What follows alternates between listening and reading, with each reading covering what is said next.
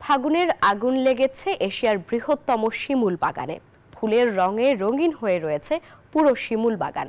অন্যান্য বছর বসন্ত আর ভালোবাসায় রক্তরাঙা শিমুল ফুল মিলেমিশে একাকার হয়ে উঠলেও এবার ফাগুনের আগেই সুনামগঞ্জের তাহিরপুরে অবস্থিত শিমুল বাগানের শিমুল ফুল ফুটে হাতছানি দিচ্ছে পর্যটকদের। প্রতিদিন হাজার পর্যটকের সমাগম ঘটে বাগানটিতে। সুনামগঞ্জ প্রতিনিধি মোহাম্মদ বুরহানুদ্দিনের পাঠানো তথ্য ও ছবি নিয়ে দেখুন ডেস্ক রিপোর্ট। প্রতি বছরের মতো এবারও টুকটুকে লাল শিমুল ফুটেছে পুরো বাগানে। সূর্যের সাথে তাল মিলিয়ে রক্তিম রঙে এখানে বসন্তে ফুটে গাছে গাছে হাজারো লাল লাল শিমুল ফুল।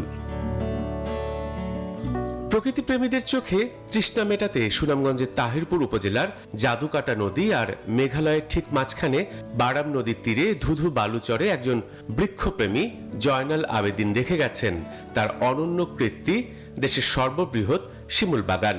ফাগুনের অরুণ আলোয় ফুটে ওঠা শিমুল বাগানের এই গাঢ় লাল ফুলগুলো দেখতে প্রতিদিন দেশের বিভিন্ন প্রান্ত থেকে ছুটে আসেন শত শত পর্যটক। শিমুলের ফুল মানে লাল লাল ফুল, চারিদিকে লালের সমাবেশ। এখানে ঘুরতে এসে মন অনেক প্রফুল্ল হয়ে গেছে আর খুবই ভালো লাগছে। শিমুল ফুলটা যে এত সুন্দর, নিজের চোখে না দেখলে কেউ বিশ্বাস করবে না। অনেক সুন্দর, এক্সিলেন্ট। বিশ্বাসযোগ্য ছিল না যে এরকম একটা দুর্গম রাস্তা পার হয়ে যে এত সুন্দর একটা ভিউ পাবো। উত্তর বরবদল ইউনিয়নের সুদৃশ্য বারাম নদীর তীর ঘেঁষেই মানিগাঁও গ্রাম। এই গ্রামে প্রকৃতিপ্রেমী জয়নাল আবেদিনের নিজস্ব 2500 শতক জায়গা একেবারেই অনাবাদি ছিল। পলির পরিবর্তে এখানে উজান থেকে ভেসে আসে বালি। এই ধুধু বালিয়াড়িতে কিভাবে সবুজের প্রলেপ এঁকে দেয়া যায় তারই এক অনন্য উদাহরণ এই শিমুল বাগানটি। দেশের বিস্তীর্ণ পরিসরে এত বড় শিমুল বাগান দেশের আর কোথাও নেই বলেও দাবি এলাকাবাসীর। ফাগুনের আগুনের মতোই লাল এই শিমুল ফুল এবং তাহিরপুরের দর্শনীয় জায়গাগুলোর মধ্যে সবচেয়ে সুন্দর বলা যায়। হাজবেন্ডের সাথে এখানে আসা, বিয়ে আছে আমাদের 2 মাস আর কি, নতুন অবস্থায়। রাস্তাটা একটু ব্যাকওয়ার্ড, রাস্তার আরো ডেভেলপ হলে পর্যটক আশা করি আরো বৃদ্ধি পাবে।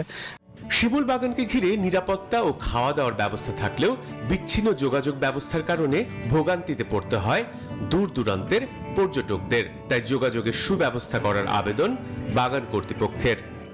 পর্যটকের জন্য আমরা বিভিন্ন ধরনের ব্যক্তিগত নিরাপত্তা প্রহরী তৈরি করছি, পাশাপাশি প্রশাসনের নিরাপত্তা আমাদেরকে দিচ্ছি যাতে পর্যটকের কোনো সমস্যা না হয়।